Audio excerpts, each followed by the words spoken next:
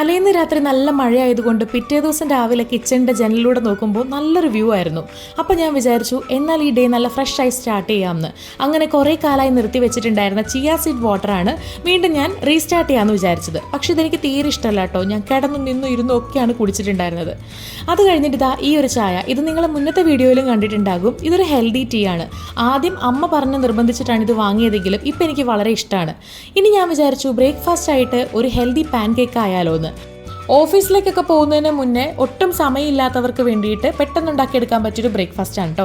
അപ്പോൾ 2 റോബസ്റ്റ പഴം, 4 tablespoon rolled oats, 2 egg, അതുപോലെ ഒരു പിഞ്ച് സോൾട്ട്, ഇത്രയും മതി കേട്ടോ. ഇതെല്ലാം കൂടെ അരച്ചതിന് ശേഷം നമുക്ക് നമ്മുടെ ആ ഒരു ബാറ്റർ റെഡിയാക്കി എടുക്കാം. എന്നിട്ട് ഇത് നമ്മുടെ ദോശ പാനില്ലേ അതിലേക്ക് ഒഴിച്ച് ചെറുതായിട്ട് പരത്തിയെടുത്താൽ മതി. നമ്മൾ ഒരുപാട് വലുതാക്കണ്ട, ചെറുതാക്കി എടുത്താൽ മതി. പക്ഷേ ഇത് അവസാനം വന്നപ്പോൾ ഞാൻ ഇതിനെ പാൻ കേക്ക് എന്ന് വിളിക്കണോ പാൻ ദോശ എന്ന് വിളിക്കണോ എന്നൊക്കെയുള്ള ഡൗട്ടിലായിപ്പോയി. കണ്ടപ്പോൾ നിങ്ങൾക്കും അങ്ങനെ തോന്നിയില്ലേ? ഇത് കണ്ടോ, ലോകത്ത് എവിടെയില്ലാത്തൊരു രാജ്യത്തിൻ്റെ ഭൂപടം പോലെയില്ലേ? എനിക്ക് കഴിക്കാനാണല്ലോ എന്നോർക്കുമ്പോൾ മാത്രം ഒരു സമാധാനമുണ്ട്. എന്തായാലും കുറച്ചുകൂടെ കളറാക്കാൻ അവിടെ ഉണ്ടായിരുന്ന ഹണിയൊക്കെ എടുത്ത് ഞാൻ ഒഴിച്ചിട്ടുണ്ടായിരുന്നു. സംഭവം എന്തായാലും എനിക്ക് ഇഷ്ടപ്പെട്ടിട്ടുണ്ടായിരുന്നു. ഫൈബറും പ്രോട്ടീനും ഒക്കെ ഉള്ളൊരു നല്ല ബ്രേക്ക്ഫാസ്റ്റ്.